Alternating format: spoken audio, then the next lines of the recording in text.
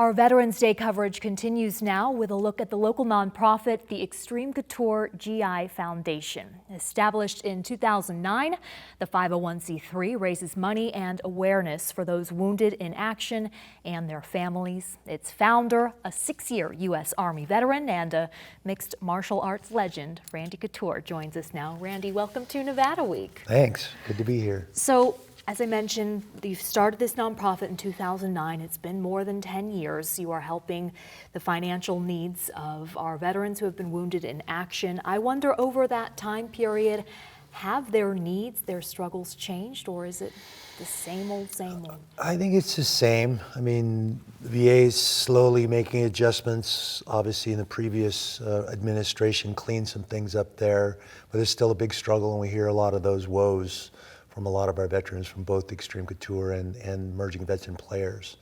And I think the problem is numbers. I mean, it was a 20-year war on terror since 9/11. That's a lot of folks putting themselves in harm's way, coming back, trying to find a way to transition after being wounded, after going through multiple surgeries, learning to walk again.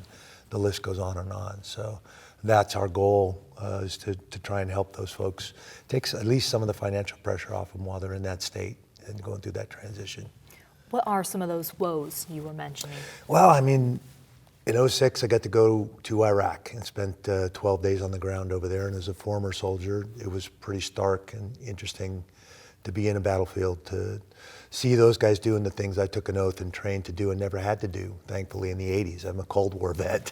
It's a joke I say all the time. But and then in '06, '07, I got to go to Walter Reed in Bethesda and actually meet a bunch of soldiers fresh off that battlefield after being injured, after being wounded.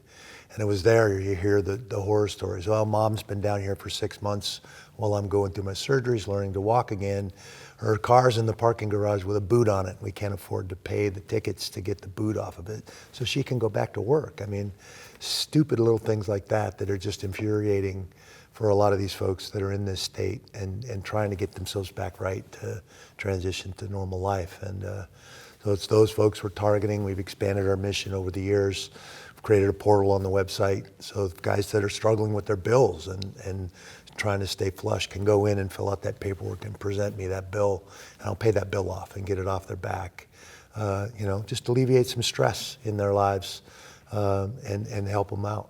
You provide up to $5,000 in assistance, does not have to be repaid. The need for that financial assistance right now versus in years past, has it changed? It's extremely difficult right now for a lot of folks, not just our veterans. I think with the current economy and all the other stuff that's going on in our society right now, it's a very difficult time for a lot of folks. So certainly our veterans population struggles with the same things. It's tougher to fill the gas tank, tougher to put groceries on the table right now. Could you put a number on how many applications you're getting? Gosh, it's the portal's very active. I don't track all that stuff. I would go crazy trying to track all that, but we're doing the best we can, and we're helping as many as we can. The need is significant. U.S. Air Force Staff Sergeant, who your nonprofit helped, wrote on your website that several veterans organizations had refused to help her because she either wasn't homeless or in an unstable relationship. How common is that story? That's very common as well, and we've helped several that were in that.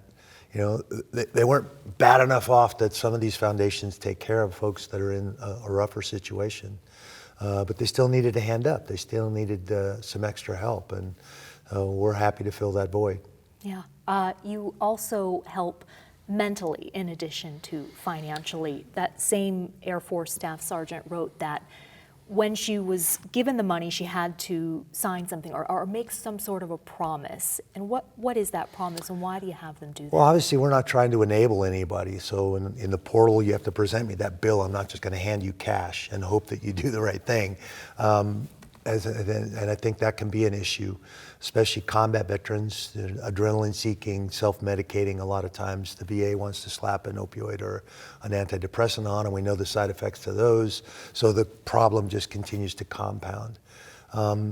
So it's hard to put stats and numbers to it. Obviously, we're talking about 22 a day that we lose to PTSD and suicide, which is a ridiculous number, frankly. It's never going to be zero, but and I think that's probably a light number. So doing the best we can to help these folks let people know they're not alone. Our training is our worst enemy. We're trained to soldier on, not complain, not show vulnerability, or ask for help, get the job done. And that sometimes can be our biggest enemy, our own selves. So changing that narrative. It's okay to ask for help. It's okay to seek counseling, to get some professional help, to develop more tools and put those tools in the tool belt to deal with the struggles of that transition, to deal with everyday life in some regards. So we found some counselors that want to help, and so we'll buy 10 block sessions to those folks that need a little extra help, professional help. MVP is great for the peer-on-peer counseling. I guarantee you somebody in the circle has struggled with what you're struggling with right now. So I would rather hear from that guy that took the same oath I took, than some psychiatrist that, wants to tell me how broken I am. That peer-on-peer is very, very powerful, but sometimes you need that extra professional help to develop those new tools and new frame for those situations so that you can deal with things a little more effectively. You bring up MVP, Merging Vets and Players. It's such a unique program because it's veterans with ex-professional athletes coming together to work out and then discuss the transition that they've made into normal life. How is that program going? We're in 9 cities now across the country. The Vegas chapter was the second chapter. We started in LA with Jake Glazier and Nate Boyer. Nate was a Green Beret, an aspiring football player playing at University of Texas while he was still on active duty. And through Jay and I's MMA athletics program, kind of got him geared up and got him a tryout with the Seahawks, and he ended up making the team as a long snapper. It was a pretty amazing story, and he's a pretty amazing guy. And through that process of recognizing the transition issues for both athletes and veterans and the mutual respect both those groups have for each other, it was a no-brainer to kind of bring them together, get them working out again, get them in the gym sweating, which breaks down some barriers and creates a connection that you don't have with just anybody walking around. And then sitting on the mats after those workouts and talking, letting the demons out in a safe place where there's only us. We speak a very particular language as both athletes and veterans, and I've been both. So it's a remarkable place. The demons come out. They let those things out into the light of day. They don't like that. They hate that, in fact. And so being in a safe place with people you're comfortable with, where you can open up and let some of that stuff out, that you can even sometimes let your wife know some of the things you've seen and done, is pretty powerful.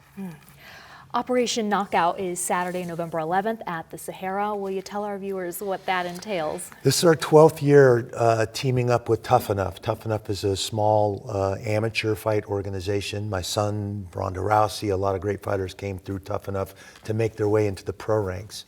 And they just do a great job. Jeff does an amazing job. Vinny helps us with sponsorships and all that. Operation Knockout is at Sahara this year. There'll be 11 or 12 fights on that card, so a couple grappling matches as well. All the proceeds go to the Extreme Couture GI Foundation. All my MVP guys are going to be there cheering on the fighters and supporting the event as well. So it'll be a lot of fun. I think the doors are at 4 and the show starts at 6 on Saturday at Sahara. How big of a role does that event play in your annual fundraising efforts? It's one of several events. We do motorcycle poker runs in Seattle, up in Quad Cities. We're doing a new one down in Florida. This will be our 2nd year there. Obviously, we've been doing that ride for 15 years here in Vegas. This is our 12th year doing Operation Knockout with Tough Enough. So definitely getting a little long in the tooth as a foundation here, but it's great. We're affecting and helping a lot of folks. And we are taping this ahead of Veterans Day, but I want to know how you spend your Veterans Day and how you suggest others who want to honor those who've served should Well, spend survivor's theirs. guilt's a real thing, and a lot of these folks on these holidays struggle because they've lost brothers and sisters in that field of combat, and a lot of times it's why them, why not me, and it can be very, very difficult. So doing things that are fun, having the fights, having events where we all get together, go on a hike, barbecue. That's something MVP does with family members and those veterans a lot. Getting together, sharing, and finding those places and those people I can lean on if I'm struggling, remembering somebody, and not self-medicating, not seeking adrenaline, doing some of the more healthy things that we can do to lean on each other and remember those we care about. Try to have some fun is what Exactly. you're saying. Yeah. Randy Couture, thank you so much for your service, for coming on the show. Thank you to our veterans, and we're going to have you stick around because you are going to be on Nevada Week in person. That airs on Saturday, November 11th at 6:30 p.m. Thank you for coming on, Randy. Pleasure. Thanks for having me.